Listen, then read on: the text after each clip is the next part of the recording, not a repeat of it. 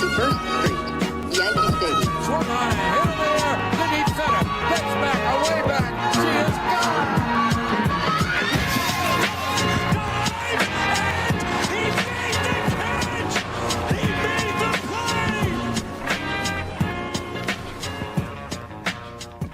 play. All right, welcome back to the Boys of 161st Street, episode 113. Yankees just finished a series against the Orioles. And you know what? A lot of great things happened this series. We did drop the last one in extra innings. Very exciting game. Very exciting game. A lot of good things to talk about. Some bad things we want to talk about too. First episode that we're bringing back rounding third. That's exciting. Rounding third is a nice little debate thing we'll save for the end. So if we're feeling a little light on topics, you know, that's because we're saving the good ones to the end. So stick around till that. So welcome back, boys. Today you got Luke, Chandler, Murph, and Damon. Yo, yo. How we doing? Feeling good. So good. We're doing.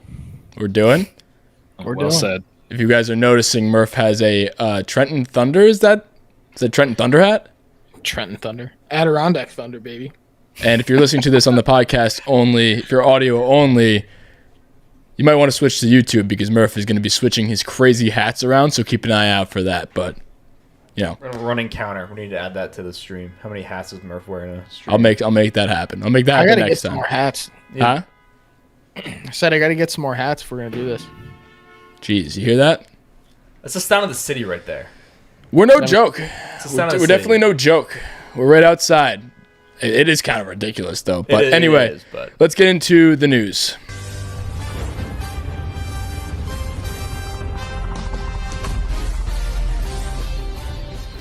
So the first thing I wanted to get into, obviously we got to address the elephant in the room. Aaron Judge is very clearly hurt, and I noticed that he was hurt when, you know, Boone was saying all the stuff. He was saying, "Oh, he's just dealing with nothing in particular. You know, we're just resting him every chance we can get." I've had enough of them just beating around the bush and just straight up lying to us. We've been lied to again and again and again about this guy and his health, and it's getting to the point where it's not even defendable anymore, if that's a word.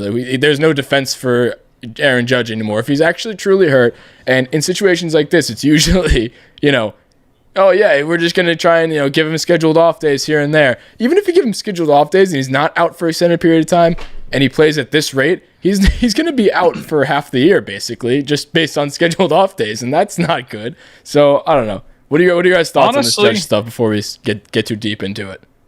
They're doing him an injustice every time they say he's dealing with some soreness, and that's it. Because now everybody's just pissed off. And they're pissed off at him, like, even if he is hurt, like, which I'm sure he is, and we're going to see that he needs, like, his whole left side of his body amputated tomorrow. But, like, they're doing him an injustice because everybody thinks as a fan, how the fuck are you missing a game with general soreness 6 days in and you're a Major League Baseball player? All you do is bring criticism to him and deflect it from yourself if you're just going to keep giving us that same bullshit excuse time after time after time, year after year after year. I don't even think That's my biggest gripe. My biggest issue with the whole thing is, I mean, besides the fact that yes, Judge has been getting injured, and like that's a whole issue in itself. But the real reason I'm upset is because they're never honest with what's going on. Like, why can't they just say, "Hey, Judge is not feeling great. We're taking day to day, and he might be out a week or so." Instead of just saying he has an off day, and then saying, "Oh yeah, we're just resting him," and then the next thing is, "Oh yeah, like he might not play over the weekend.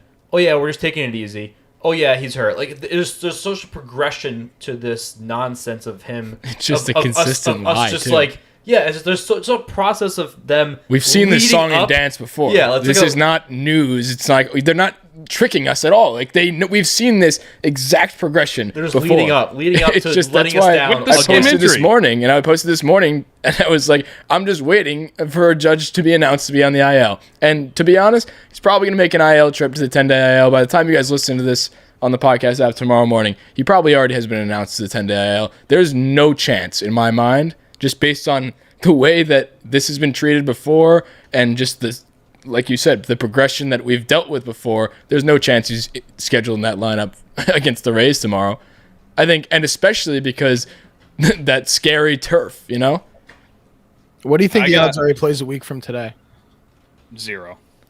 A week? I don't know. No. We don't know. Like, I wish I would knew. I wish I could give you an answer.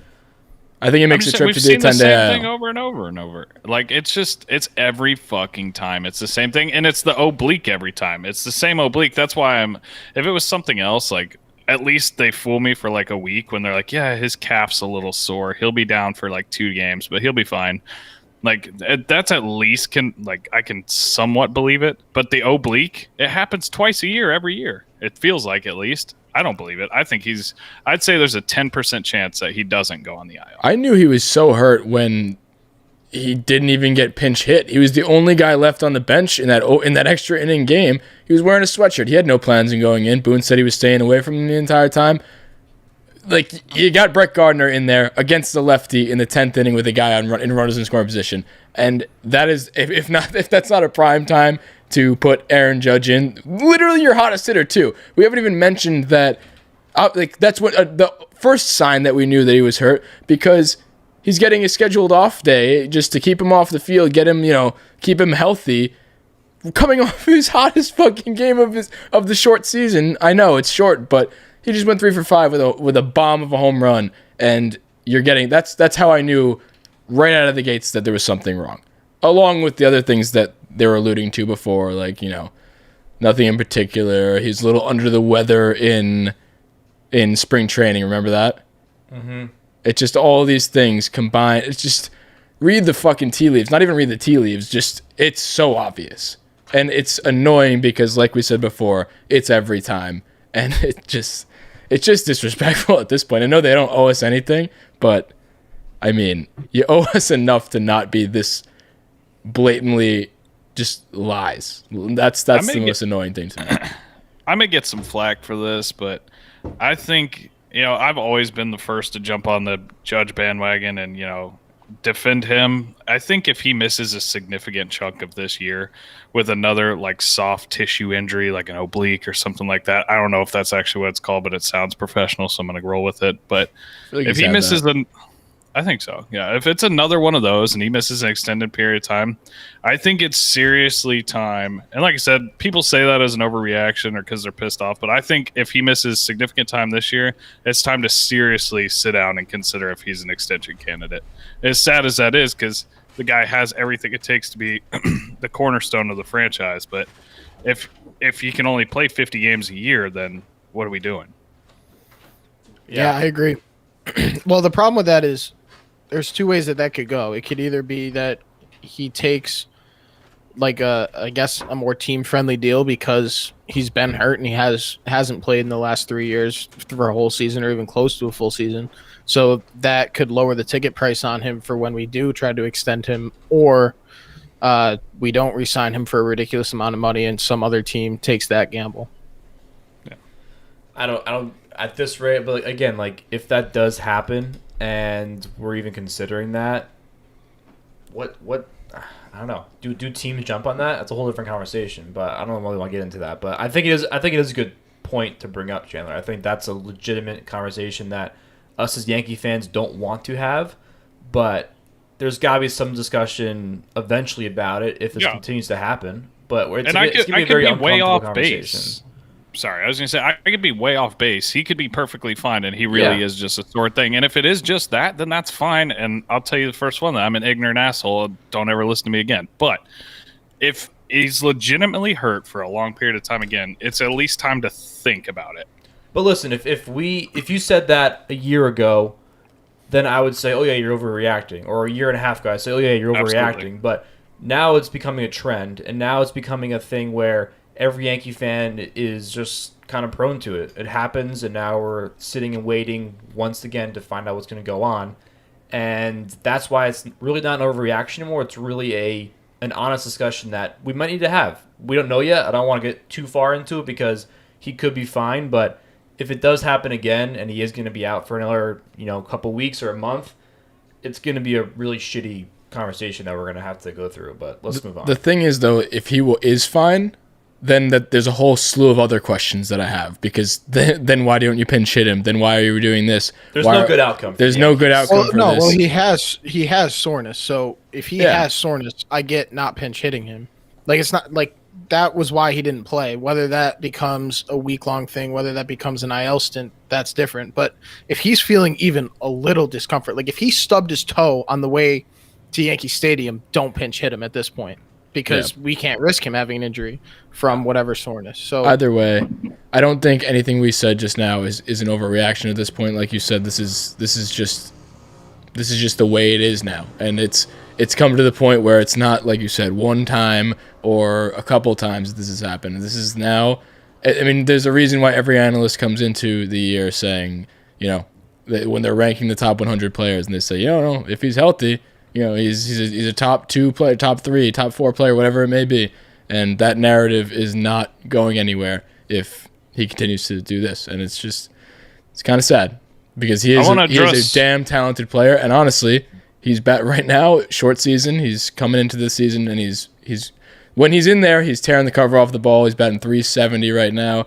I checked his sabermetrics. He's in the 99th percentile in every fucking category offensively too, and I'm sure defensively as well. So that's the most annoying part, and that's why we keep talking about it. But I guess for now we'll leave it at that until we have more information on it. Which there's one thing I want to address before we move on, and just a quick thing, because the biggest rebuttal to that is the people are like, yeah, well, he's not injury prone. Look at his early injuries. He was getting hit in the wrist with a fastball or, you know, whatever. And yeah, I agree, and that's why I've defended him up until this point. But in the last couple of years, we have a couple obliques, a calf, and then, you know, like a hamstring or something else. There's a couple other ones tossed in there. Once it starts becoming stuff like that, then it's time to worry. It's not the freak injuries anymore. Mm-hmm. So that's all I have to say, because I wanted to, you know, at least address that, because, you know, there's going to be one asshole out there like, he's not injury prone. He got fucking hit by a fastball. Yeah, that was 4 years ago. All right, let's look at the some people were now. even saying that it was because he got the COVID shot. Yeah. Let's just leave it at that.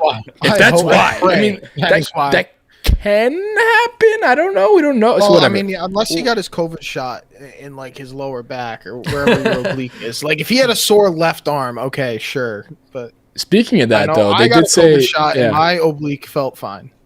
But speaking of that, they did say they're getting the COVID shots up to 80% mark by like next week or whatever it may be. I could be wrong on that, but they said 80% soon. No, 85%. I think this week they said. Yeah, how do you think that factors in? Because Damon was out of commission the entire next day after he got his Johnson & Johnson one, but Johnson & Johnson. I'd rather be out of commission for one day than have what the Nationals went through. All right, let's move on. That's enough out of Judge. We just we almost didn't want to talk about it, but we so had to. So we need to address the elephant in the room when we open this episode up. On a lighter note, the Yankees pitching has been unbelievable. To contrast the hitting has been miserable with runners in scoring position, and we've all seen it. That's been a trend. Murph has changed his hat to his Wayne's World hat. Wayne's World. But what used to be our strength, and it still is our strength, but currently our strength is pitching, which is the opposite of what you'd think would happen, right? So runners in scoring position has always been a problem of ours. Yesterday alone, they stranded, what was it, Chandler? 24 people on base? Sorry, I was coughing. Yeah, 23 yesterday. 23 people on base. They had 13 hits compared to the Orioles 4. 19 the day before. In the 7-2 win, there was 19 left on base. That's kind of ridiculous, but that comes with a home run or bust team, and that's just what we are. And that's exactly. When you have the only player who kind of puts the ball in play is, you know, DJ LeMahieu and doesn't go for the home run every time. You know, 1 through 8 other people on this team or 7 other people on this team, the majority of the people on this team are home run or bust people, and that's just going to happen. The runners in scoring position the runners in scoring position are at home plate, and they're not on second. When somebody's on second, the runner in scoring position is at home. They don't even pay attention to that. They're trying to hit a home run. You're in scoring position when you step in the box on this team, and it's annoying, but, you know, to contrast that, the Yankees bullpen so far this season, 24 innings pitched, 1.13 ERA, and all Yankees pitchers combined 54 innings pitched with 1.83 ERA. That's not bad. That's crazy good. Yeah, and think of what's inflating that is a guy that we thought has the capability of being a 2 or 3 starter. The reason that that's even that high, and I say high, but that's relatively speaking, but I mean, the reason it's that high is because of Domingo, and his start wasn't even that bad. It's not like he gave up 7 in the first inning. He gave up 3 and scattered some hits, and, you know, a couple of home runs hurt him, but all in all, this pitching staff's been fucking lights out, and it's the guys that you don't expect, like the Nick Nelsons, the Mike Kings. That's what's kind of made it cool. I don't know. That's what it's fun for me to watch. I don't think it's sustainable, but at least to start the year, it's pretty fucking cool to see the guys like that going. You out mentioned there and sustainable. I have a question about that. So, my question to you, Murph, is what do you think is more sustainable, the bullpen pitching this well or the starting rotation pitching this well? I would say that the starting pitching is a little more shaky only because of the injury potential between Tyone and Gleyber. Like, I feel like the starting pitching is a little more fragile, strictly because of injuries. With the people in the bullpen, not a ton of injuries. Plus, Britton's not even in the bullpen, and they're already pitching wonderfully. So, Forgot about Britton. I really think that the bullpen is going to be great. I think they're pitching better than expected, obviously, and maybe they're not going to be able to sustain the same way they've been throwing because pretty much no bullpen in baseball can. But the starting pitching, I think, when they're healthy, can pitch as well as they are. However, the injury factor really scares me. Yeah, I'm going to agree with that, but for a different reason. I think it's more so the fact that the guys in the bullpen right now, the young guys at least, I think, two guys, Loaizaga and Sessa, are two guys who have been impressive recently. And they've been two guys who have been in the league for a little while now, and have always kind of like pitched well but not good enough, and kind of been going back and forth and haven't really found their sustainable spot, I guess. They've been so inconsistent, and we had a whole episode to shit on them.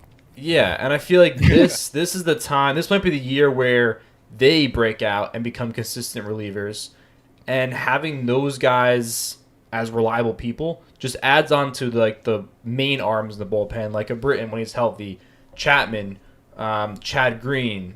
Those guys have already proven themselves. But when you add in two other guys who are going to prove themselves or can break through, and then add young guys like Nick Nelson and a Mike King who can come in, that's really, really fucking good. And I think those pieces together make it more sustainable. And it's more so them being good than me having less trust in starting pitching. Chandler, somebody in the chat said, I know Chandler had to like watching Sessa come in during the extras. So. You know what's funny about that? I was so Chandler, fucking first of all, mad. I was so worried when he came in because I knew that if he blew it, I was never going to hear the end of it from you. But I got a text in our college buddies Yankees group chat from our good friend Joey Trafari, which said, Murph, your boy looks great, Sessa. And I just felt wonderful. I love when he pitches well. I'm not going to say he's the best guy in the world, but I love when he pitches well. I mean, my hat's off to him. He looked great. I'll be the first to admit it, but I don't think he'll. If he does, you know what? Kind of what Damon was saying. I don't think it's sustainable, but if it is, it's nice to have a bullpen full of guys where you don't have one that's just the designated, I'm going to get just dick down every time I come in. Hey, we're losing by 10. Sessa, go out there and let him just. Yeah. He's usually the punter. The end of time. Exactly. He's the so punching bag. If our punter ends up playing, that's I don't have high expectations for him. We've talked about this before too. The conversation between guys like Sessa and Loaizaga. And Loaizaga is starting. I don't want to get too deeply into it because I know that's your rounding third. We'll talk about that more in detail later. But if guys like that can produce, and you still got guys like Chapman, who apparently still, if you thought he couldn't throw hard anymore, he was touching 102 the other night, and probably more than that, honestly. I saw 102. Backstop. He had nobody was on base, so no harm, no foul, but he hit the backstop. He was kind of wild. Three straight pitches, and Michael K was given the wild thing, and he hit the bull, Bull Durham. I was just a bit outside. Yeah, I heard that one. He messed it up, but he was that's what he was trying to say, and then they said I hit the bull too, so that was funny. I'll tell you what, dude. But Chapman was splitter. Yeah, I was about to bring that up. So Chapman splitter makes me want to. It makes me want to erase my own memories of playing baseball. It's that good. I don't want to remember times as a hitter thinking that that's a possibility of that coming towards me. It's that fucking good, and he learned it in a year. And his slider is still one of the tops in Major League Baseball. And now he was learning all these things too, because apparently he was getting older and his velo was going down. But if you guys remember, and if you guys were listening to the podcast in the offseason, I looked at the year-over-year analytics of his fastball velocity, and it really wasn't coming down. It was coming down like 0.5 miles per hour on average, and he's hitting 102 in April. Usually pitchers need to stretch out. You see guys like Garrett Cole who are throwing in. Nobody's come close this year, right? Like To Ohtani, him? I know when Ohtani hit 101.5. days ago. Okay, so I guess Cole hit so 101 the other day. People Still, are yeah, people are throwing hard. Sure, I'm pretty sure that at the time, I very much could be wrong, but I'm pretty sure that 102 is the hardest in the league so far. Maybe it's the new And for baseball. a guy that's I don't know. throwing, Hicks hit 103 last night. Jordan Hicks did, I believe. oh, of But course he did. Yeah, he's got a rocket attached to his arm. But He didn't yeah. pitch last year too, so that's exciting. But back Yeah, to it's Chapman alright, and back to the entire bullpen Oh, as a no. whole. When you got a So- guy like him at the top of it, and then you got everybody else who's doing their part too. To tie it back to my question real quick, Murph, I think the bullpen is more sustainable than the starting rotation for the exact reason you said about it being, injury riddled. You got to assume that a couple of the starting rotation guys are going to get hurt. They're trying to counteract it by doing that 6-man shimmy Cole into the 5 every time, like that whole thing. I like that. Which I love. I I love that they're doing that, and that is a testament to the depth that we have in the starting rotation. But I think with the breakouts of guys like Nick Nelson, Loaisiga, and hopefully Sessa, but guys like that, Chad Green, Britton coming back, like you said. We haven't even seen Justin Wilson, and then Chapman, and Oh my god! I think we have a lot of depth. We haven't even mentioned him, but Devy's still in the alternate site. Like Devy's gonna Mike come King up out of the at pen too. A lot of And good, I don't know lot of if good he's gonna be names. coming on the So, starting rotation without I have a injuries. Like, if question. everybody- What Yeah. the fuck was sending down Michael King and not making a corresponding move? This dude just Oh came yeah, out. so I was actually He just about to ask came that there too. and retired 16 straight through 5+6 fucking brilliant innings. You send him down, okay. If you're gonna justify it by he's gonna get some rest, he's not gonna be an everyday bullpen arm, fine. How the fuck do you send him down and not bring anybody else back up Well, I after thought an it had outing like that? something- I thought it had something to do with the Odor trade, but clearly it didn't. Like Odor, No, they cleared not somebody gonna else be- off for him. Tyro, Right. I think. off the 40 man, but I meant off the actual MLB roster. I thought maybe he'd be coming up as like a bat for some reason, even though we already have 4 on the bench. Or I thought maybe Britton was coming back off the IL, but that obviously didn't. I realized that wasn't the case either. So I don't know. They still haven't made a move, right? It's been like 3 days, 4 days. No, you got to figure something is fishy about Somebody's the gotta Odor be signing, Well, and we'll address Odor right now because we didn't really want to talk too much about it. I feel like it's a nothing move. I don't really give a shit about it at all. Who cares? It's Odor. Maybe it's just depth, and you got to believe they want it because of the whole. He's got some pop and he's a lefty bat, so they're just stashing as many of those guys as possible. And They're searching for diamonds in the rough with the lefty bats that aren't and as good. this as is kind of what we were doing with the starting rotation too. You get enough guys that are ragtag guys, and then eventually they'll figure it out. Well, if a couple of them figure it out, then you're good. Right now, we have carbon copies of the same player in Dietrich, Odor, Jay Bruce, and Mike Ford. Those 4 guys, I mean, if you get enough of them, you got to bench bat somewhere. I guess that's just another one in the mix there. He's literally Dietrich. Like, if the Rangers re-signed Dietrich and dropped Odor, we would have signed Odor and traded for Dietrich. Like, they're the exact same player. And then the fact that they retain the salary is the only reason that move makes any lick of sense. Like, we got him for basically nothing. Yeah, there was nothing on our side too. So I don't really care about the worried deal. about that at first, like, because Me I knew too. that they signed him to a huge deal, and I was like, $27 what the hell are they million, doing? right? We don't have any room on the cap for this year. And then I was like, they have to take the salary, so thank God they did. But Yeah. But yeah, that was our little Odor talk. There's not really much else to be said about it. I don't even think. Maybe Blame he'll- it on the Yankees for making us nervous about that. After keeping us in the dark on injuries and stuff, everybody's initial thought is, "Oh fuck, like Luke's out till June." I mean, don't speak too soon. Yeah, you never know. bite your tongue. No, I'm saying that's where my mind initially went. I actually kind of my like mind's that. still Now there. now that you mentioned that, though, like maybe that's how they're like kind of preparing for the possibility of people going down. Like, would Exactly. you rather have somebody that's not MLB ready come up, or would you rather have somebody yeah. who needs a second chance come up? They got a lot of options, and that's fun. So, whatever. None of which are very good. None of which are very good, but it's like you said, it's not a bunch of prospect options. It's a bunch of guys who have done it. I mean, Jay Bruce, say what you want about him, but he's got like 300 home runs. So it's a guy that has been there. And if you got a bunch of these guys and we're going to need them, we're going to dip into them in a 162 season.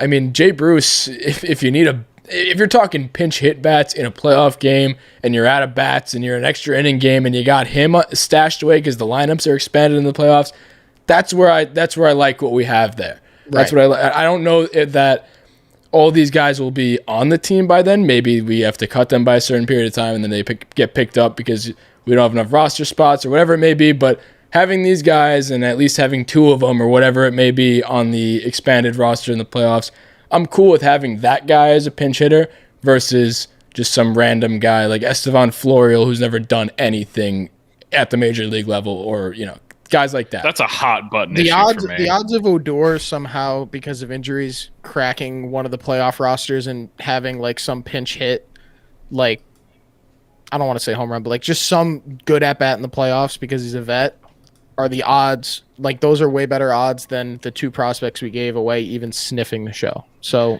why not? This is way unrelated, but kind of funny. One of my friends just sent me a tweet of John Means last night pitching against us, and an up close of him with his hand in his glove. His fingers had so much like tar and shit on them that they actually got stuck to the glove. You can see him like fucking trying to pry him off, and they like yank off.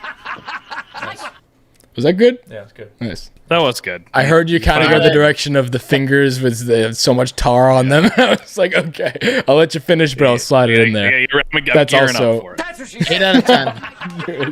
Yeah, you should have kept it. I set myself up for that one, though. You should have kept it the All right, first moving one. on. Shut up and just let Next Am I thing- still supposed to grade? Am I still supposed to grade those?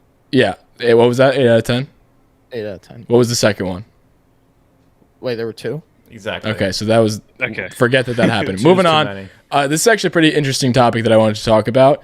The Urshela double leading into the sock man. Apparently he's Ricky Henderson, but he comes charging around and goes from the first to home play. Those are so exciting to me, the first to homes. And I feel like those have been happening recently. Some of them get thrown out at home more recently, seeming like every day, like Chandler said off air. But that play specifically, I wanted to bring that up. 1, because it was fucking electric. And 2, because I think that is the exact play that the MLB is trying to get by deadening the baseballs. Because if that's what they're after, I am all for it. Because Murph, you've said this too. That play is, I'd rather watch that play 9 times out of 10 than a home run. Just home runs are cool and they're good highlight reel plays. But when you're watching the game, would you rather have 9 to 10 seconds of excitement, heart racing, like is he gonna make it? It's gonna be a play at the plate, rounding third, whatever it may be, or would you have like just a pimp job home run, which is cool, but it's more exciting. Well, so the other way yeah, around. that's the thing. Like, so when I sent that text, I didn't want to send like a long paragraph explaining my entire thought process, but that's what podcasts are for. So I'm gonna spill that out and explain my rationale for saying that. So like, yeah, a home run, like there's nothing cooler than a home run in baseball. And especially like a go-ahead home run and whatnot, whatever. But since they're so rare, like especially the first to third or any play at the plate for that matter, like when it's a play at the plate, you can see it like in the outfielder's eyes and how they throw the ball that they know he's rounding third and going home and they're sending it. There's nothing cooler. And so like I'm sitting at my girlfriend's house last night, just like kind of had my AirPods in watching the game, like it was very quiet in their house. And then on 2 separate occasions in the game last night, I got up and like started screaming and yelling and scared the shit out of everybody. And it was when Tauchman scored and when Wade scored, and then a little lesser when Gio scored because I didn't think they sent him. But either way, I'm thinking of it as like kind of a scenario where you're watching it with your friends. You hit a home run, everybody's excited. You're high five and whatever. This one, you get the whole build up to it first. Like it's overdone. This one, you're up there fucking 2 inches from the TV screaming, like fucking waving them on yourself because, that definitely helps. And then you get the excitement after it. I think I agree with that. I'm a big fan of the home run, but it's pretty fun. my one problem is that it doesn't fit the Yankees as well. But That's sorry. what I want out of the We're a Yankees. long ball. I said No, that a couple I know, yeah, episodes but we're not ago. I built for want. that. We're built for the long ball, so it's not advantageous to us. Apparently, Talkman is just our pinch run guy. He already has, not including that. Remember that other play where he obviously he got sent home, questionable play there a couple of games ago, but he had 2 steals. He stole second and he stole third, and he's like leading the league in steals right now, and he's just not even an everyday player. He's a pinch runner, and has he even had an at bat this year? I was gonna say I don't think so. I don't think so. And you know what's funny too? I looked at the analytics or the sabermetrics, and he's like 50th percentile in sprint speed. So Murph, he must be one of those he's good, an unbelievable good jump kind of guy, acceleration, whatever it is. I think he's like close to 90% on steals. Like, He's I a know really he's good over base 80. runner. Yeah, he's a good really stealer good. too. I've seen stats like that. He never gets caught. I think it was 82% they were showing. So when he first pinch ran, not last night, but the game before when he stole second and third, when he was on first, they showed his like stealing percent, and it was like 82. I think it was 15 for 17. And then he stole second, stole third. And then, did he steal? No, it was second and third. He got sent those are home the only two on he had a this year. sac He hasn't fly. gotten thrown out yet. No, he got sent home on a sac fly that he. Right. So he only shouldn't has have the gone. 2 stolen bases. Yeah. Speaking of which, should he? so- Do you guys think they should have sent Gio? 17, Side note. Yes, I do. 100%. I think they should. I was surprised they did. You have to. I I don't. agree. The Orioles outfield, none of them have good arms, and the throw that he made, what's his name, Solarte, Santander, whatever his name is, that was a pretty good guess. I'm not gonna lie. Close. And that was a dime. Like that throw could not He's have never been making any that better. throw again in his life. No way. He makes that throw 2 out of 10 times. And I mean, did it Gio was get a bad Not jump? even. No, but Did Gio get a Gio's bad not jump? the fastest, Gio's He was just slow. out he's not the by fastest 10 guy in the yards. world. Gio's not the fastest All guy right, in he the was world. only out by that much because it was a dime. It was a great throw, but he It was also wasn't even- shallow. He wasn't even on the screen. That's what I'm saying. Dude. He had to have gotten a bad. I haven't gone back and looked at it, but he had to I have mean, it gotten was a a bad shallow. It jump. was a shallow fly yeah. ball. It was a shallow fly ball. Gio's not fast. It was a perfect throw. Like anyone's gonna be out. I don't know. I personally think I would have. I understand why, and in hindsight now, I say yes, send him. In the moment, I was pissed because I personally was setting up the scene for Gleyber to make up for his shitty error, which we'll get into in a second, rounding third. But I mean, I don't know. I don't think there was. I think it was way too shallow. I think you're giving up the game as much as you're saying, yeah, take a shot. There's no 1 out left after that. You don't even know what's going to happen there. This is your opportunity to go after it, which I do get, but you're also taking away the opportunity of a fresh set of a fresh count with a good hitter up at the plate. Bad fielder, good hitter. Okay. That's why if the ball was hit a little further, then we're talking, yes, hell yeah, send him. Now, because it was shallow and it's not a fast guy at third base, that's what's making me think it's not a surefire, yeah, you should have sent him thing. I'm still with you guys. I think I would have sent him, but I really think I'm a little upset that they took the bat out of Gleyber's hands because I think he could do it. I think he could have made up for it too, and that would have been big for him. See, I'm not mad. I'm just surprised that he was so like it was not even close. Like I expect a major league player in that situation, if you're going to go, to at least make it a play. He was fucking hosed. It wasn't even remotely close. He's not that fast. You can't blame him for a good I'm not throw blaming and him. being I'm just slow. saying it threw me off. The only control he has here's over the thing. that is taking off a little earlier, and that's the only thing that's not gonna make a difference. Here's the thing. See, even First Keith of all, Spirit everything says, I don't Damon think you said take the is bat out of his absolutely hands. right. See, he What gets did you it. say? Keith Spirit Gaming, same guy who said Chandler was happy about Sessa, says, I don't think you can take the bat out of Gleyber's hands at that point. And I agree. All right. Well, here's why he's wrong. Because, and you're wrong. Because, first of all, everything Damon said is absolutely right. But the odds of him being safe on that play, which basically you're betting that Santander can't make a once-in-a-career throw, which he basically did. Like, Santander does not have a plus arm. Michael Kay was saying that through the whole inning. He's like, Santander has a below-average arm. Everybody in that outfield had a below-average arm. And to have Gleyber get a base hit in that situation or to have Santander make a perfect throw, the odds of Santander making that perfect throw are significantly lower. So you send him. Here's my rebuttal to that, though, and kind of to back up Rella and our friend in the comment. If he was out by that fucking much, it doesn't have to be a perfect throw. He could have skipped it twice, picked it on the other side of the plate, turned around and tagged him. He still would have been out. There was something off on that. That hat just doesn't make sense. Sorry, I keep forgetting to change it. Yeah, I know. He's got a couple more hats, so. Either way, I'm just Ad for saying, the if you're YouTube. out Go by check out the that YouTube. much, Get faster, really. That's the only real. Well, Oh, if you, well, but no, all right, you got a he was third, too. That's not. He was up by a lot, but that's still about half. Like, it's a half a second. If you skip it twice, then that's a really bang play. And if it's offline, then he's safe. All I'm saying with is Santander. Listen, I would have sent And him. it wasn't I would even have that sent him, far but of a there's the throw. As argument a to be major league made. player, if a major league player, you should be able to throw a shallow fly ball home, even if it's not a laser beam. You should be able to throw it accurately.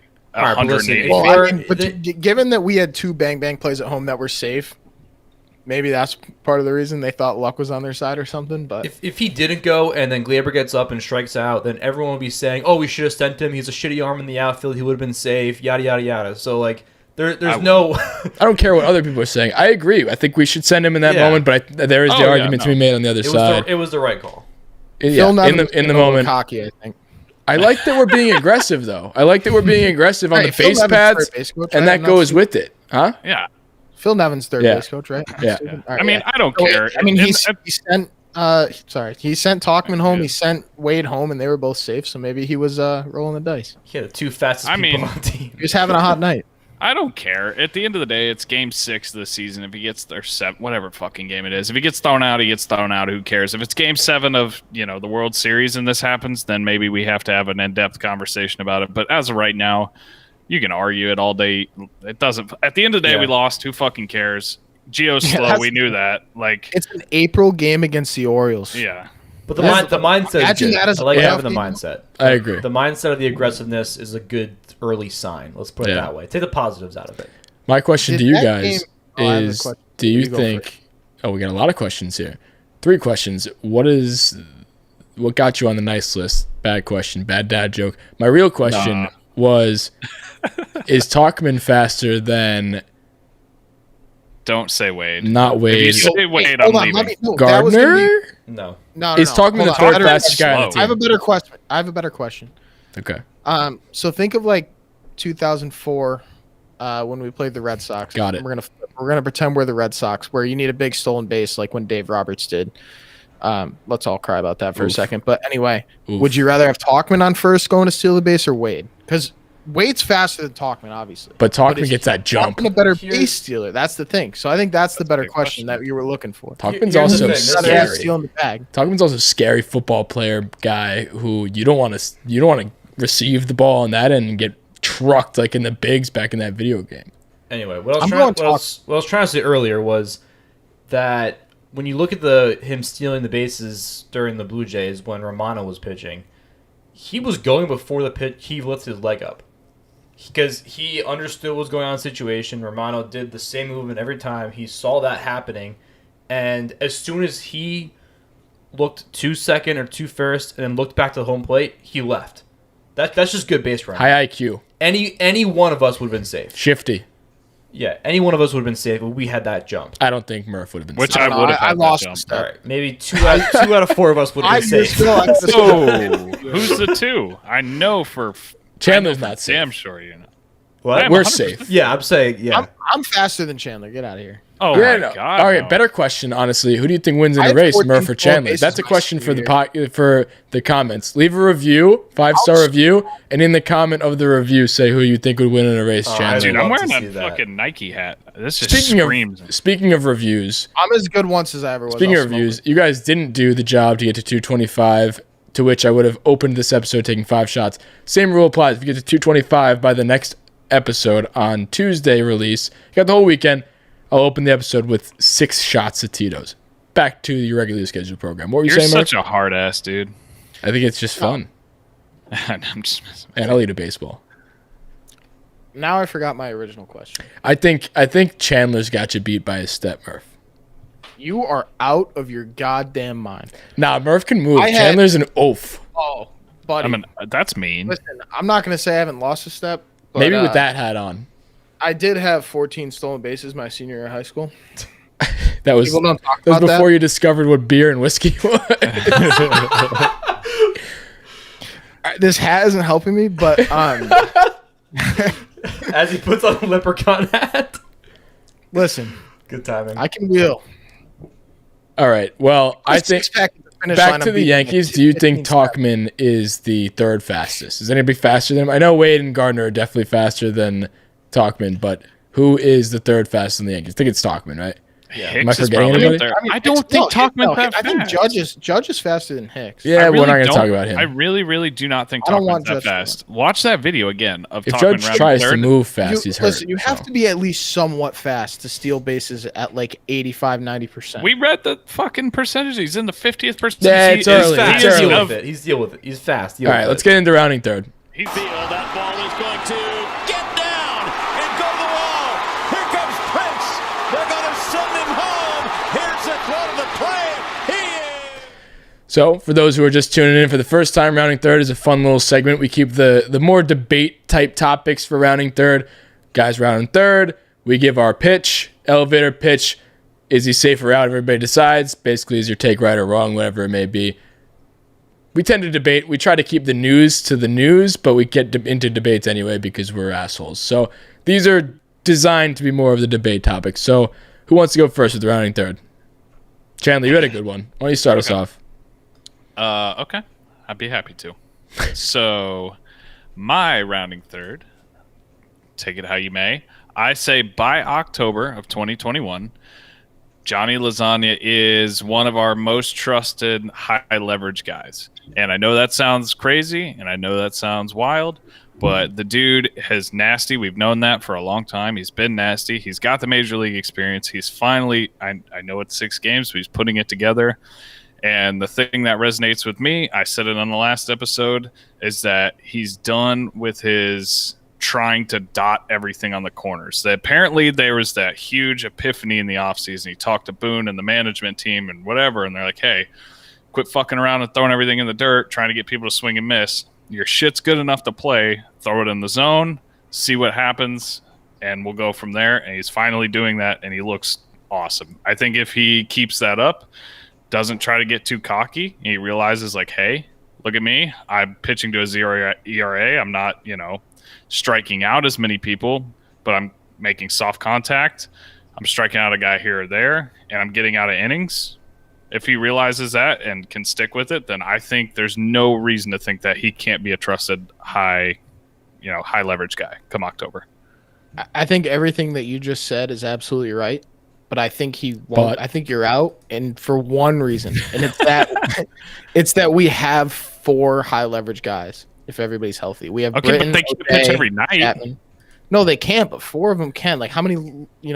Okay, but think 4 about high leverage guys is enough. Let me put it this way. Think of our rotation come October. You're going to have presumably Cole and then Gleyber and JMO. Sevy. Sevy's not going to be one of even playoff Sevy, time. even Sevy. How many of those guys are going to be able to go 6-7 innings? Cole. Oh no, I'm not saying. So you're like gonna spend your bullpen. You're gonna spend your bullpen. Come game 4 or 5. Would you rather have a Chad Green?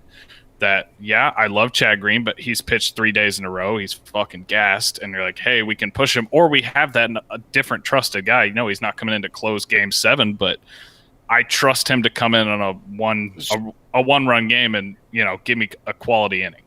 That's so what I'm saying. If you're saying he's our 5th best bullpen arm, if everybody's healthy, you're absolutely right. All I'm I saying can see is that. I'm not ranking him. I'm not making a trust tree here, like as Rella loves to throw out there. I'm just saying come October, he is a trusted high leverage arm. That's it. All right, Use agree use with. him out as you may, but I mean, I took think too about- much stake in the most trusted. no. I'm saying one of the guys that kind of like how Holder became a couple years ago. Sure. Everybody fucking hated him, and they were like, "Oh my God, Holder's coming in again." But you look at the underlying numbers, and he'd been lights out all year. Yeah, And he came last in, year did I was in the- pumping his tires. Exactly. Definitely. And I was a Holder hater, but I mean, under the surface, he was a damn good pitcher, and he sucked, and then he finally figured it out, and everybody had that bad taste in their mouth, kind of like Loizaga, and then he comes in and he proves us all wrong, and then in the postseason, they trust him in high leverage spots. That's kind of where I see him fitting in. So Loizaga is, like you guys said, a lot of potential. Always has been potential with him, and that's been the thing. Always just so wild, and that's what we hate. So it seems like he's toned that down, and so much so that I took a peek at the numbers for this season, obviously small sample size, as Murph always likes to say. 4 innings pitched this season. 26 years old, by the way. Very young. This could be a potential breakout guy, which is why I like this rounding third. I'm going to call you safe. Wait, what was the exact phrasing you had? The exact phrasing is by October of this year, the playoffs. Unless something crazy happens, but roughly playoff time.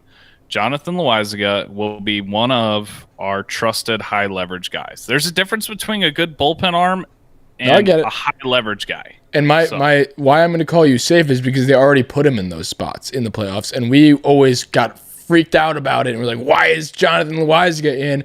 That shows the trust they have him in, and that wasn't the punting games. And in his short time this season, he hasn't given up a hit yet, and he hasn't walked a single person yet. His whip is 0. The walks is the big deal. I know. He doesn't really give up a lot of hits anyway. The whip is usually relatively not as high as you'd think, considering how wild he usually is, because the hits usually aren't very high because he's got disgusting stuff, But the walks are 0 too. And I know it's small sample size, but, it's what you definitely like to see to start the season. I'd rather have this than him just walk everybody and give up a ton of hits and home runs. But, no runs, 4 innings pitched. He went 1 inning, 2 innings, 1 inning. He's a guy who can stretch it out and go more than 1 inning. He's a converted starter, and I think he's going to find a home. Another addition I'd put to your rounding third, I'm calling you safe, but I'll take it one step further. I think he finally finds a home in the bullpen this year, and they stop messing with him and deciding, are you a starter, are you not?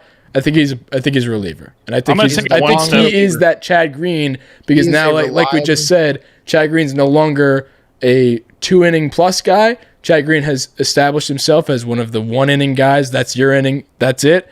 I think now Loaisiga moves to that now. I'm going to take it one step farther than your step farther, and I'm going to get really bold here. I'm going to round third. Hold on. We're getting pretty far. Hold on. I'm going to round second. I'm going to round third. I'm going to round home and do it all again. No, we were rounding third the first time. You're back to second. I know, and I'm going to I'm scoring from first here. All right, Talkman. I'm going to say by the end of this year, he's going to have a good enough season to where I don't think it's out of the question to where we're grooming him to be our next closer. All right. You're out take there. it easy. All right, so the first time, I said grooming. He's not in the next year or two, but by the time Chapman's gone in like 4 years. Chapman's gross. The first two. I'm not talking about that now. I'm tying this into last night. The first two that we mentioned were safe. So the first one was safe by a mile. Why are you putting up two fingers like that? Sorry. So weird. Sorry. That's some serial killer shit. Dude, the first one you were safe on, Talkman, definitely. Wade, little closer play, but safe. And then the last take, that was Urshela. You were thrown out by a mile. Yeah. I do want to. He's got the stuff for it. Going back to the original rounding third, I'm going to agree with you. I'm going to call you safe because of the fact that it's a hot take. I'm not confident in it, but rounding third was supposed to be hot takes, and I'm going to agree with you in that criteria because I have been talking about Loaisiga a lot. I'm a big fan of Loaisiga. I think he has the stuff. I think he has enough to figure it out. I mentioned previously in this podcast that I do believe this is going to be a breakout year for him. I think he's going to be a huge, huge force in the bullpen. And listen, if in the playoffs you're throwing who's hot and who's consistent and who's the guy. We mentioned Jonathan Holder. He was not our guy throughout the whole season, but he was pitching really well during that time, so we're going to throw him. And that could happen with Loaisiga. I think he has the potential to do that. So you're safe for now. And but because it's a hot take. I just want to highlight that when we did roll calls for the first time, not this summer or not this winter, but the winter before, that Loaisiga was maybe going to be in the 5th starting spot, and Damon and I were tooting his horn saying he's good, while Rella, you and Kev, this was pre-Chandler, but Rella, you and Kev were very against him, and Damon, we were I didn't, but I did. Yeah, good time. And no, but Damon, we were half right. He's not the 5th starter, but he found a home, and he's I mean, listen, it's always been the thing that he needed to figure out the control, and I think with a guy that has such a live arm, and this is why I have confidence in him now. And I would disapprove of him first. I've been historically wrong on a lot of things, and I'll admit that. And this is one of them. And it wasn't anything, necessarily crazy wrong. I just didn't think that he would figure out the control thing. Young guy, still 26, and now he's figuring it out. So I do think that figuring out the control, in hindsight, I should have realized that it's actually one of the easier things to do in terms of teaching him to do something. If you have that speed, that velocity, he can just take a little bit off, and he's still got a damn good fastball. So, and then you figure out the control, and then you add it back on when you got it down, you got the mechanics down. So I have a lot of faith in him. I don't think I'm going to go to the extent that Chandler did with him grooming to be the next closer. Listen, if it happens, that'd be wild. That'd be a crazy 180, but I'm gonna hang out right now with Chapman throwing his disgusting sinkers and 102 fastball. I think we got a couple more years of him. I'm not saying tomorrow. I'm saying All right. post Chapman. Let me get into my rounding third. Next year. Can I get into my rounding third? Next year. Oh, you said next year. I said no. I said not next year. You said after this year. I said after this year that he'll be in the conversation of All right, being enough Well, of the you. good thing groomed is for it's the recorded. future. You guys can go back and check it on your own We'll time. check the tape another time. Moving on. My rounding third is I am more worried about Gleyber defensively fielding his position than I am about Gary Sanchez. I think Gary, his main issue has been the pass balls, and this is a lot coming from me, who has been the notorious shitter on Gary. And, I just set myself up for that one. That's what she said. He's been the notorious shitter on Gary. That's me. Gary. 4 out of 10. I was going to That's say 4 out of 3.7. 10. No, It's maybe. not as good when I set it up 4.7. myself. It's like doing a layup off the glass. It wasn't good either way. Either Well, way. layups off the glass are cool and tasteful. That was neither. Either way, I really, this whole Gleyber thing, this stems from last night when he had that awful error. Obviously, a lot of people will say, that's a routine play that Bruce needs to make. Bruce is out of position. Bruce doesn't need to make that play. A regular first baseman, yeah, maybe he makes that play, but you're a shortstop. That was so routine. That was to end the game. And when a guy is a backup guy playing pretty much out of position, Jay Bruce, you can't be doing that. You can't be doing that in general, but there's no blame to be thrown on Jay Bruce for that because you're expected to make that throw. He had all the time in the world. He could have just made the throw. He had him beat. It was just so routine, and it's not the first time. We've talked about it on the last episode, but it was a little too early to, it was a couple plays, so we didn't really want to, overreact to a couple plays, but there's the other plays that you see all the time, and he just doesn't look comfortable at shortstop. I don't know that he's a shortstop anymore. I was big on him being the shortstop, but, I think this isn't a new thing either. This isn't the first time Gleyber has made puppy dog errors and just the routine stuff. He makes some flashy plays where you forget about it a little bit, but I don't know. This isn't, I don't think, an overreaction to one play. I think it's everything we've seen from him. And I do think he's obviously young enough to figure it out. But at the current moment, I'm more worried about Gleyber fielding his position than Gary because Gary, he shows the flashes of doing things. Yes, he has the pass balls, and I haven't looked at the numbers there, but it looks like he's cleaned it up so far this year. Again, that's an overreaction because it hasn't been too long. But Gary still has the rocket arm, and he can make up for it on that side, and he's looked pretty good at catching. I'm very worried about Gleyber. What do you guys think? I'm definitely worried. I'm not going to sugarcoat it. I'm definitely worried about Gleyber. The thing that the reason I'm leaning more towards I am more confident in him than Sanchez is because it's mostly throwing errors. It's not like he can't read a ball in the dirt. It's not like he's having trouble picking the ball up and fielding a clean ground ball. He's had some trouble with that, but majority of his errors this season have been on throwing. The two most recent ones, it was the one to Jay Bruce that was a scoop, and Jay Bruce missed it. It could have gone either way. And then obviously the one against the Orioles where we lost the game. But that it was a routine ground ball. He fielded it and then just botched the throw completely. And that's why I don't know. I keep saying he's gonna figure it out, but then I go back and forth because he's gonna figure it out. I don't know. It's a routine ground ball. That's not you can't miss that. But then he goes out and makes this incredible play at shortstop where he scoops the ball in the backhand, turns around, and throws the guy out at first base. So I'm conflicted.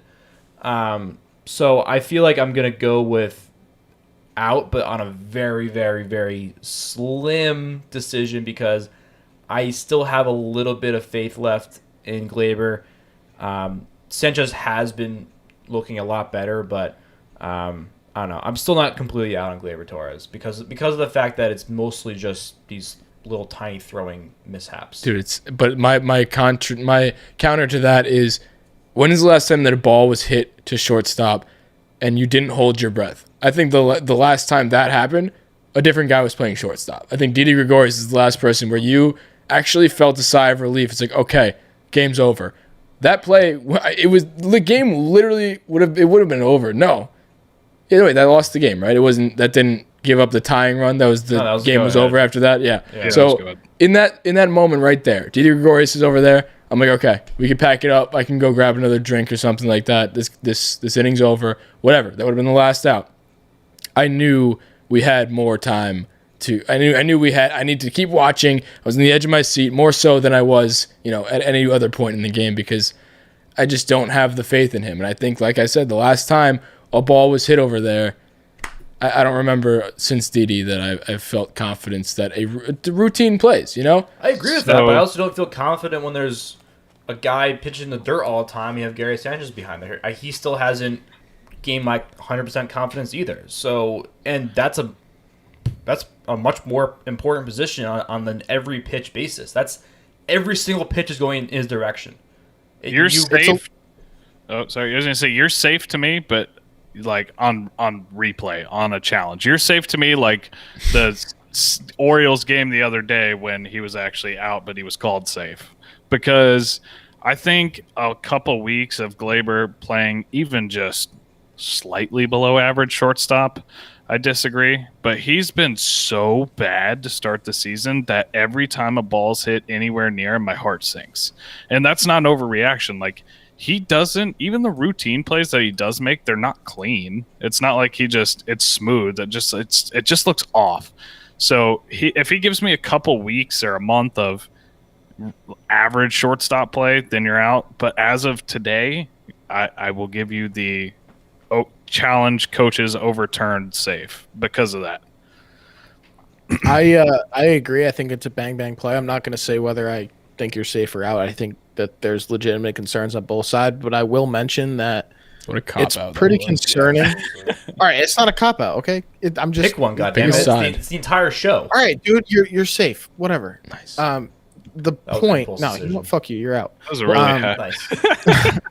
I'm just kidding. No, but the point that I wanted to make is that it's really concerning that 2 out of the 3 most important defensive positions in baseball are complete liabilities for us. Yeah. Like, I would consider shortstop, center and catcher, field, shortstop, and catcher.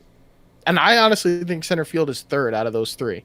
So you could argue that the top 2 most important defensive positions, we have like really, really inadequate defensive players on both of those ends, which, I mean, there's not a lot of holes in this team, but that's certainly one of them, and it's a little bit concerning. Like, the only 2 spots that we have legitimate plus fielders at are right field and third base. All right, so 3 with DJ at second, but still. And again, I'm really like neck and neck with this. This isn't like a completely safe or out situation. I agree with both sides, but the reason I'm going with the siding towards Gleyber is because let's just say both players, their fielding is at a 6 out of 10. All right, I'm just making a round number up in my head. Let's say both of their fieldings at a 6 out of 10. Wouldn't you want the catcher to be better? Every single pitch is going his direction, and most of the time, the big plays are going to be at home plate, pass balls, trusting pitchers. It's a more responsible position that you need someone who is more adequate to be there. I want a guy who's at an 8 at catcher. You can get away with a 6 at shortstop. So it's not the most direct comparison, but we are comparing them directly. That's the question, and that's the main reason why I'm siding towards Gleyber, is because of the importance of the position at hand that we're talking about. You lose a lot more runs on pass balls than an error at short, especially with nobody on. But the difference is, though, that Gary makes up for it a little bit with his plus arm. Yeah. People are stealing. Whereas Gleyber doesn't really have anywhere to make up for it defensively. All right, so I would love to take a look at the total number of bases that have resulted in errors or pass balls from both of them, and I guarantee you Sanchez is going to be a lot more because of the pass ball situation. Like if Gleyber has he had 9 errors last year or whatever it was. That's not. Let's just say it's 9 bases. How many pass balls did Gary Sanchez have? A lot. He had he had like 7, it was a lot. Like, so that's the thing, is that a lot of them are considered wild pitches. Like if it's not an expected block, so it's like harder to get a pass ball than it is to get an error. So in that sense, that's the same situation as a first baseman picking areas pass balls. But yeah, exactly. So same thing as Jay Bruce picking a baseball. In terms of what we would expect, like I think you're on the right track, except for that pass balls are actually kind of uncommon. But again, we're just bantering here, but it's a real problem. Well, no, the biggest thing in argument for Gleyber was what Damon was saying. They're throwing mistakes, which is a mental thing. Because you're gonna tell me a major league player can fucking throw a ball across the diamond. A major league shortstop can. It's a mental thing. You can fix mental mistakes. If you don't have the technique and shit to block a pass ball, you don't have it, and it's hard to coach it at that level when you got guys throwing 103 in the dirt and you're trying to learn on the fly. You can fix a mental mistake of throwing across. The dude's just got the yips. You can. I mean, it's a pain in the dick, and it's a real thing, but you can get over that. It's a lot harder to learn on the fly to fix your catching mechanics.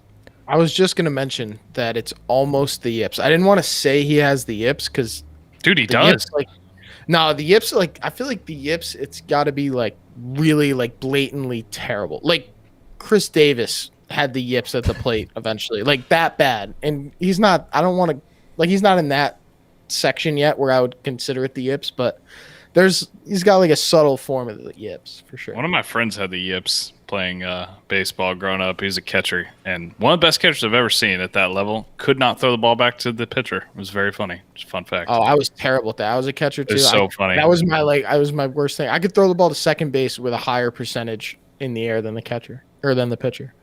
Here's what I do want to address with this is I am not at all on the same boat as the people, on Twitter and everything are saying, and people have texted me this too. My friends from home have said, hashtag Seager 2021, hashtag Story 2021.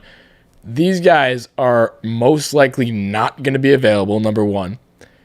I don't see the Dodgers not spending money. I don't care how much they've spent. They clearly don't give a shit.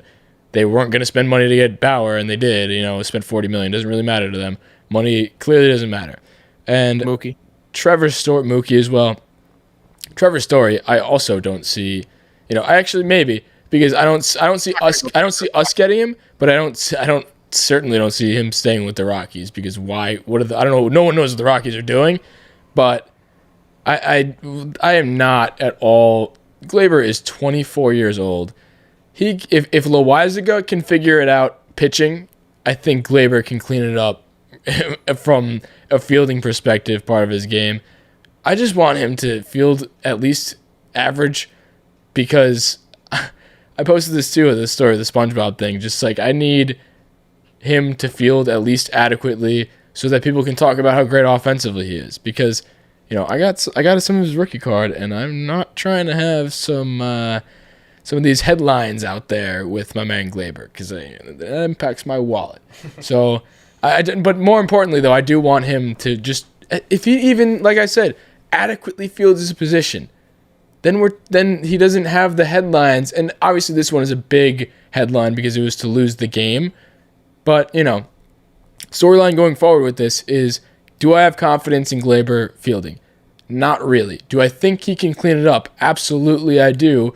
It needs to happen soon. Because it needs to happen tomorrow. and that tomorrow, like you said, that's not even an overreaction too, because tomorrow is big for him. Yeah. What do you do after a night like that? Which is why I wanted.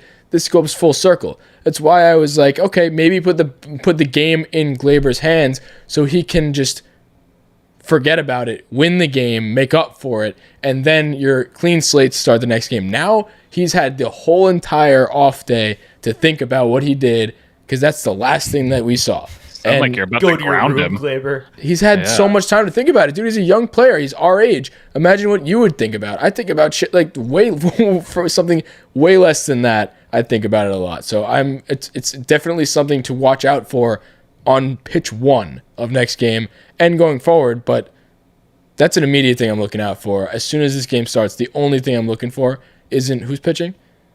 Kluber? It's not Kluber, or how he's doing, or whatever it may be. I'm looking at Gleyber, how he's doing. Gleyber's my favorite player. He is my favorite player on this team. It's between him and Clint, and I really, really think I have confidence in him, but dude, something needs to happen because it's not looking good.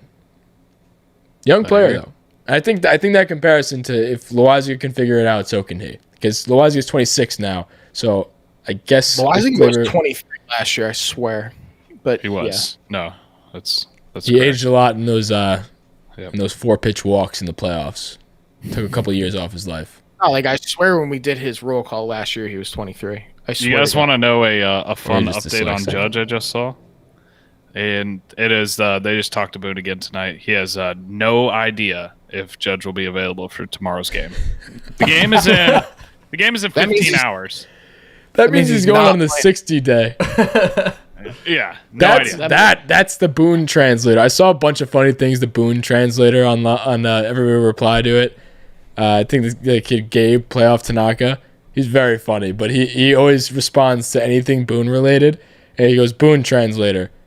He's going on like the 20-day IL or something like that.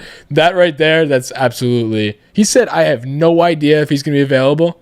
He said, I'll find the exact words, but it was something along those lines. He Well, said, because upstairs hasn't told him the answer yet. he's just the puppet. Hey, pop up. No, they found out the fucking answer 2 weeks ago. And they're like, yeah, you can do whatever. And then whenever it acts up, we'll just tell everybody that you have general soreness. And the thing that I know is way off topic, but the thing that makes me laugh is in this same thing, he was like, yeah, that's not why he got pulled from the game on Wednesday. It happened on Tuesday. This happened Wednesday morning. We've been lying to you for way longer than you think.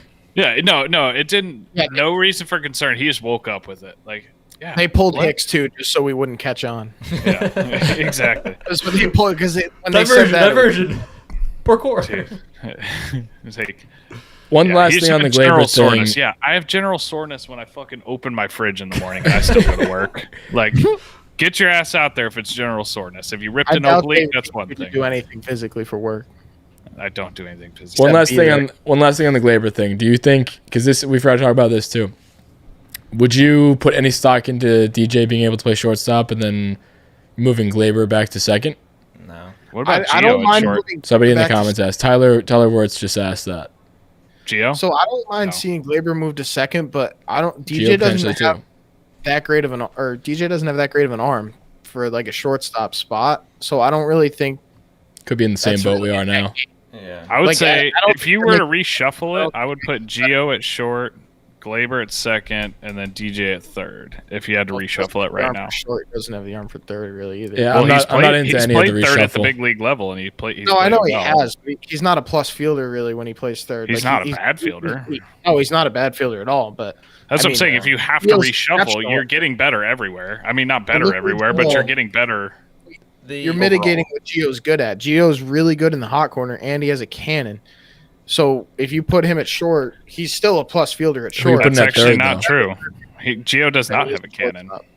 He throws. I saw it the other day. He throws like 83 across the infield, which is not that good. And since his elbow thing, he's throwing actually under 80 across the All right, infield. but right Gio's now. still I an guess, amazing fielder. highlights are misleading, but either But way, I know what you're saying. You're taking Gio away from where he's good, basically. Yeah, like I that. think that if you I think move that Gio causes to more short, problems than you not. get worse in general in the infield. Yeah. But if we switch Gleyber and DJ, then it's kind of like a net even. Like it doesn't make us You're- worse, doesn't make us better. You're taking the two best infielders we have and taking them out of their position. And making them uncomfortable. Yeah. Right. Yeah. We That's- took Gleyber, who was semi-comfortable at second, more comfortable than short at least, and he's clearly very uncomfortable at short. So why don't we do it with everybody? Why don't we put, fucking Hicks at shortstop? I mean, he's a good fielder, so we might as well, No teams. Yeah. How cool would it be if like we could Start just Gary get a at first. shortstop and put him in? Like if we could just have like 10 fielders and a DH, because like we need a shortstop, but we can't take anybody out of the lineup.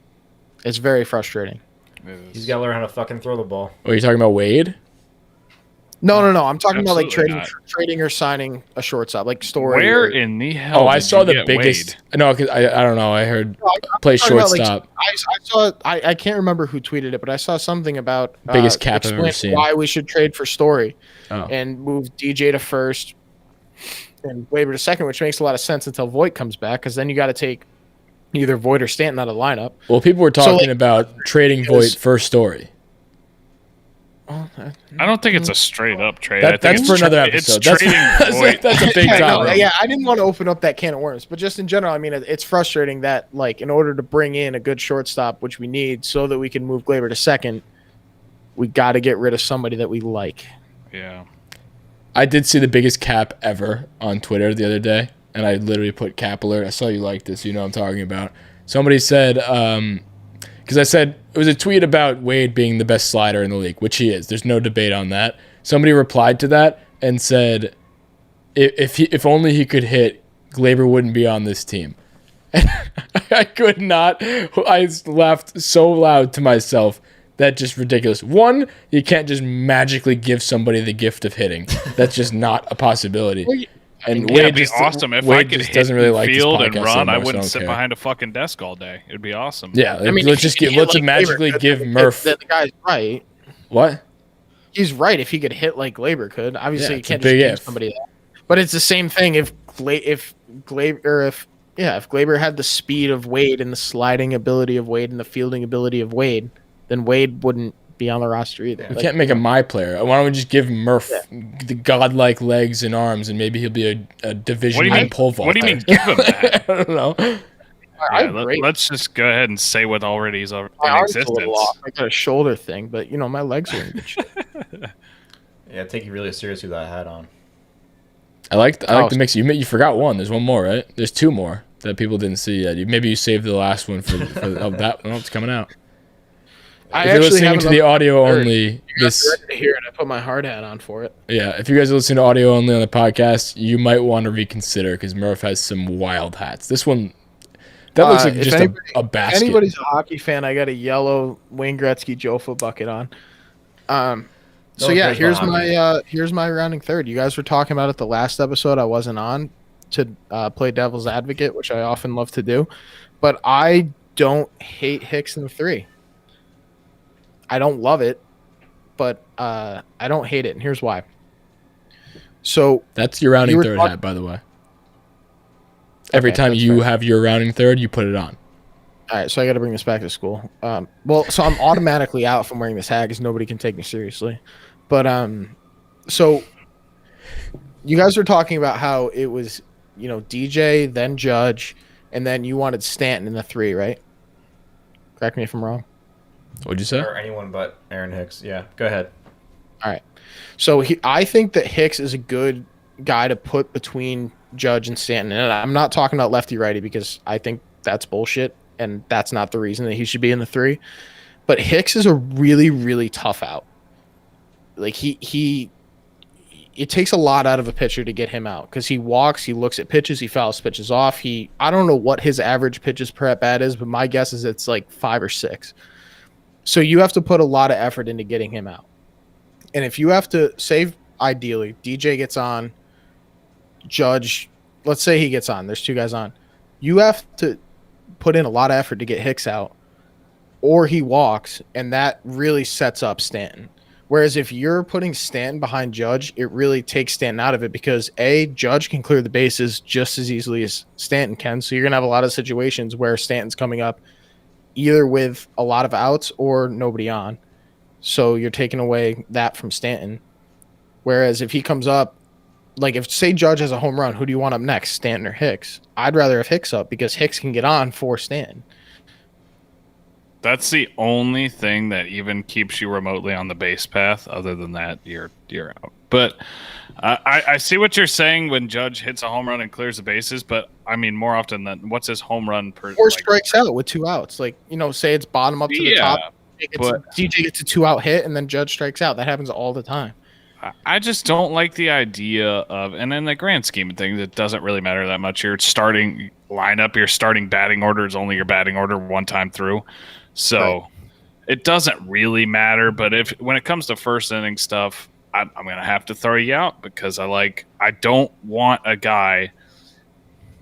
I don't want Stanton to come up but with a double play situation. And that I feel like you're more prone to that with a guy who's going to walk. Because if there's somebody on, I mean, obviously. So would you rather have nobody on? I would rather have who? Nobody on? No, I would rather have people on, but I'd rather have, I would rather have a base open. Like, it's the argument for him, and the argument for him in the 3-hole. Judge is more likely to hit a rocket and move a runner from first to third, which I know whatever. But maybe he hits a double at second and third. I feel like he's going to hit more extra base hits, and then you have Hicks walking to load the bases, and you have double play. Bam, inning over. Sure, but which I know that's a very specific scenario. I'm just saying he's more prone to a double play than Hicks. Stanton hits the ball in play very hard. It's hard. Yeah, I don't know why I did that. But Stanton hits the ball so hard that he really doesn't turn over a lot of double plays in the grand scheme. Like I feel like by having Hicks in the 3-hole, you're setting up the possibility for Judge to have somebody on from LeMahieu, and then and Stanton to have somebody on from Hicks. And I feel like that's where Boone's coming from. It doesn't work that way though. Like your idea sounds good on paper, but the percent of time that actually happens is is very, very slim. And we're looking at the grand scheme of things here and the general construction of the lineup. Him at 3 just seems like a forced decision. I think there's better options out there in terms of what's the best, like what gives us the most opportunity to get runs, not let's overthink the lineup and try and construct it for this magical outcome that may or may not happen. So you're out. See, I don't think it's a magical outcome though. I think that the grand scheme of things is that DJ gets on the best, the most often. Judge is our best hitter. So then wouldn't you also want to they want to kind of set up Stanton the same way and have our guy that gets on base the second most before Stanton, who's our second best hitter. Which I'm also fine with having Gleyber in the 3-hole. I'm not saying that Hicks should definitely be in the 3-hole, but if there's a reason for him to be in the 3-hole, it's that reason, not because he's a lefty. Which they had Gardy hit 3 too, so maybe it is because he's a lefty, which I think is stupid, if that's why. I think that's why. I'm trying to rationalize. Yeah. Anyway, we talked about it. We talked about it a lot in the last episode. Yeah. No. So I was trying to make that quick, but if you want to learn more about it, head to the other one. Add for the other episode. Subtle plug. Yeah, I already said that too. I want him. I would prefer him to lead off. I know they would never do that, but for the same reason though. What? You want him in the leadoff for the same reason I'm rationalizing him at third. Well, third is the leadoff happens every single game. Not get on base. Leading off in an inning doesn't happen. But when your second guy is the drive-in runs guy, I don't know. Your second guy's the drive-in run guy. You have the potential for more in the third. I don't know. I mean, our 9 holes Geo, it is runs. Second time around. Either way, we talked about this a lot. We talked about it at length, and it's never going to change. I think they clearly have a plan with the 3-hole. It's going to be either Hicks, Gardner. I fucking hope it's never going to be Jay Bruce. If it's ever, I'm fine with Gardner there.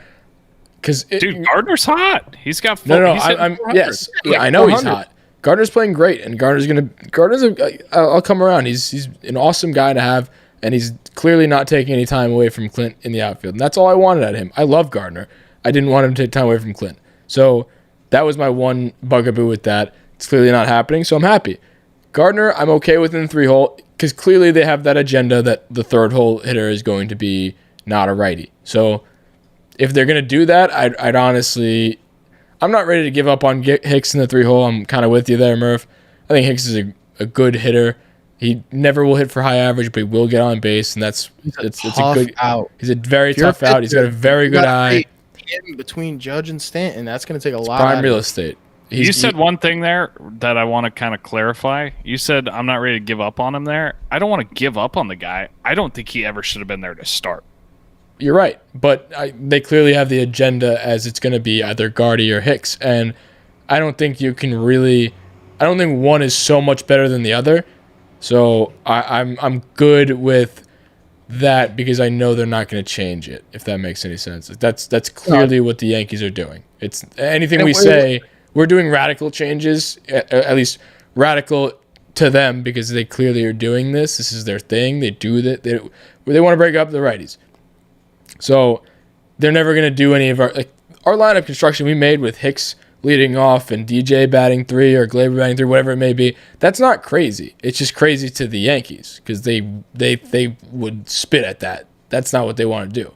They're not going to change it. That's why the take wasn't that Hicks should be there. It's that I don't really hate it. I was basically just playing devil's advocate for that. It's not the worst thing in the world. That's barely a rounding third. Rounding third, you got to be passionate about it. This is the answer. Well, Tell me if I'm safe or out. I was on the last episode. I would have mentioned it then, and I wouldn't have even mentioned it today. I just wanted to get that out there. Okay. I think that's it for me. This is a little bit of a lengthy one, but we're in the swing of things with the season. We're excited. We have baseball tomorrow against the Rays. Start a nice little series of 3 or 4 games. No, wait, it's 2, right? That's just a Subway Series thing. No, sometimes. It's 3 because Monday we're playing Tampa Bay again or Toronto again. Yes, that's correct. That is correct.